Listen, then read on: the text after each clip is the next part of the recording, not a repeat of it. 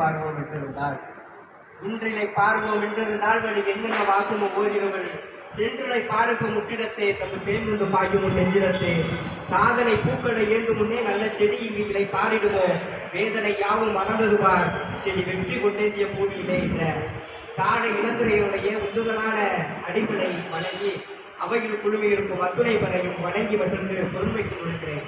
தடைகளை உடை சாதனை படை என்ற பொறுமை. நான் சமீபத்தில் ஒரு நூல் படித்தேன். இத்திகை அப்படின்ற ஒரு நூல், வேலைநாட்டிலிருந்து எழுதப்பட்ட ஒரு நூல். அதில் நம்ம இத்திகை என்பதுடைய பொருள் என்ன தெரியுங்களா? நம்ம எதற்காக வாழணும்? மகிழ்ச்சியாக இருக்கிறதுக்கா? நிறைய பணம் சம்பாதிப்பதற்காகவா? பிறகு அன்பை வாழ்கிறதுக்காகவா? இந்த வாழ்க்கை மீது குற்றங்களாக சொல்வதற்காகவா? இல்லை அடுத்தவரிடம் வாழ்ந்து காட்ட வேண்டும் என்பதற்காகவா? அதெல்லாம் கிடையாது. இவையெல்லாம் தாண்டி நாம் நீண்ட காலம் வாழ்வதற்காக நம்மளுடைய வாழ்க்கை பயணத்தில் தேடல் இருக்கிறது இல்லையா? அந்த தேடலுடைய பொறுமைக்குதான் இக்கிகை அப்படின்ற அந்த வார்த்தை இருக்கு. அந்த இக்கிகைன்றத நம்மளுடைய இலக்காய் எடுத்துக்கிட்டு அந்த இலக்கை நாம் அடைவது நம்மளுடைய சாதனை. அதனை அடைவதற்காக இடையூறுகளாக வரக்கூடிய தடைகள் தான் நாளைய வரலாறாக பொறிக்கப்பட போகிறது. ஏபிஜே அப்துல் கலாம் ஐயா அருமையா சொல்வார் ஒரு வாசகம். கைரேகையை வைத்து உன்னுடைய வாழ்க்கையை தீர்மானித்து விடாதே, கையே இல்லாதவனுக்கும் வாழ்க்கை உண்டு மறந்து விடாதே என்பார். கேரளாவை சேர்ந்த ஒரு பெண்மணி 2 கைகளுமே இல்லாமல் மகிழுந்தை இயக்குகிறார் என்றால் அவர் 2 கைகளுமே இல்லாமல் என்ன செய்ய போகிறீர்கள் என்று எத்தனை விமர்சனங்களை கடந்திருந்து வெறும் கால்களால் மட்டுமே காரை இயக்கக்கூடிய சாதனையை படைத்திருப்பார் என்பதை நாம் மேற்கொள்ள வேண்டும். பெண்ணாய் பிறந்தாலே தடை, பிறக்கும் பொழுதே கண்டிப்பால் ஊற்றி கொண்டார்கள். அடுப்பூத பெண்களுக்கு படிப்பதற்கென்று வீட்டில் கூட்டி வைத்தார்கள்.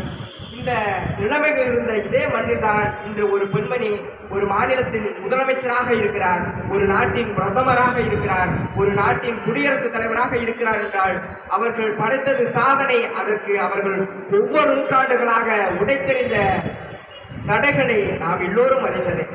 ஒரு ஏழை மாணவன் பள்ளி படிப்பை முடித்துவிட்டு மாபெரும் கனவோடு மருத்துவம் படிக்க சென்ற பொழுது மிகப்பெரிய தடையாக நீட்டை கொண்டு வந்து நீட்டியது இதே மண்ணில்தான், இதே மண்ணை சேர்ந்த குழந்தைதான். அடுத்த ஓரிரு ஆண்டுகளிலேயே 720க்கு 720 மதிப்பெண் படித்து சாதனை படைத்தார் என்றால் அதுதான் தடைகளை உடைத்து சாதனை படைப்பதற்கான வழிமுறை. தேர்வில் வெற்றி பெறுவது தேர்ச்சி தானே, அது வெற்றி தானே, அது எப்படி சாதனையாக மாறலாம் என்றால் வெற்றியும் சாதனையும் ஒரே நேர்கோட்டில் பயணிக்கக்கூடிய 2 வேறுபட்ட தளங்கள். ஒரு மாவட்ட ஆட்சியருடைய மகன், மருத்துவருடைய மகன், ஆசிரியருடைய மகன் ஒரு நல்ல பள்ளியில் படித்து கல்லூரி முடித்து ஒரு பயிற்சி வகுப்பு சென்று ஒரு மாவட்ட ஆட்சியராக வருவது சாதனை இல்லை, அவருடைய வெற்றி. ஆனால் என்னுடைய பாட்டன் ஏதோ ஒரு பண்ணையாரிடம் மாடு வைத்துக் கொண்டிருந்தார். என்னுடைய அப்பா தெருக்களில் தூர்வாரும் பணி செய்து கொண்டிருக்கிறார். என்னுடைய பரம்பரையிலேயே நான் தான் முதலாக பள்ளி சென்று படிக்கிறேன். என்னுடைய சுற்றுவட்டார ஊர்ப்புறங்களிலேயே முதலாக கல்லூரி செல்பவன் நான் தான்.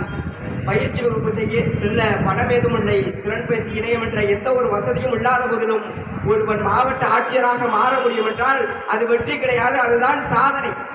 இப்படிப்பட்ட சாதனைகளை புரிவதற்கு நான் என்ன செய்ய வேண்டும் என்றால் ஒரு வாசகம் சொல்லுவாங்க. கிழிந்த புத்தகத்தை கூட உன் வாழ்க்கையை மாற்றுவதற்கான ஒரு வரி இருக்கலாம், புத்தகத்தை வாசித்துக் கொண்டிருக்கிறேன். அந்த வாசிப்பு ஒன்றுதான் நம் வாழ்வில் எதிர்ப்புறம் தடைகளை எல்லாம் உடைத்தெறுவதற்கான மிகச்சிறந்த ஆயுதம்.